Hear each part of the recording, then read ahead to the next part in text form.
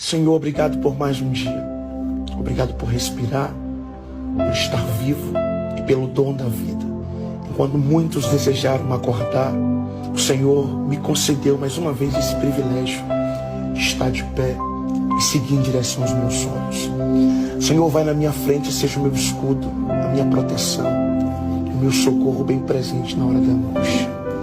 Quebra todas as barreiras, as armadilhas do inimigo e me faz chegar no lugar do meu propósito. Que nada venha abalar a minha fé. Continue acreditando nas suas promessas e seguindo em direção a ela.